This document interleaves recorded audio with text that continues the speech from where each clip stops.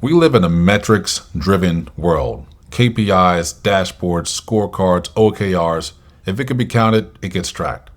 But here's the problem. Just because something is measurable doesn't mean that it's meaningful.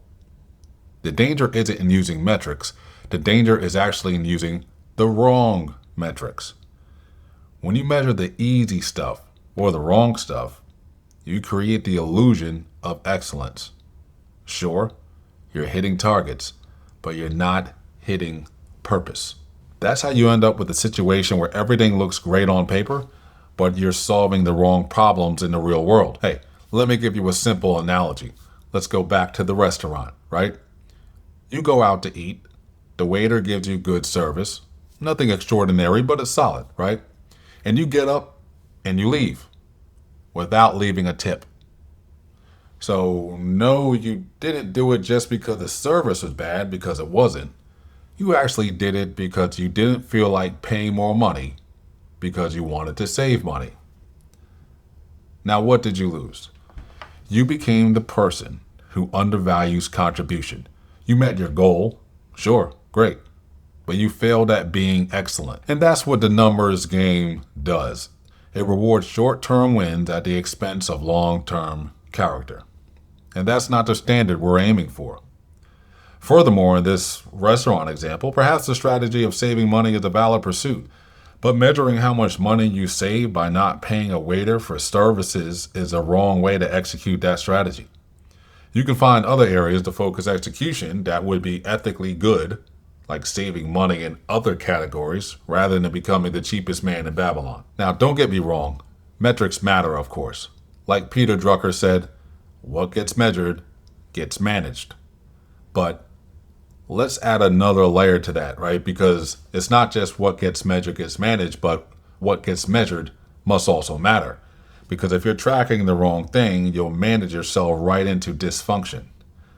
Metrics should drive alignment with purpose. Think about the human excellence triangle. That's what strategy is for, right? We need strategy to define what actually matters. And that's what execution is for. It's to operationalize a mission with discipline. And that's what ethics is for. It's to make sure our measurements reflect value and not just vanity. And this is the core of the human excellence triangle. Strategy defines the aim, execution activates it, and ethics keep it all human.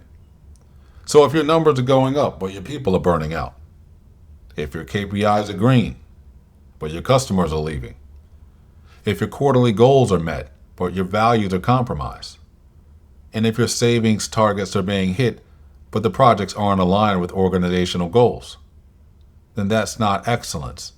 That's misalignment masquerading as success. So here's your strategy challenge for the week.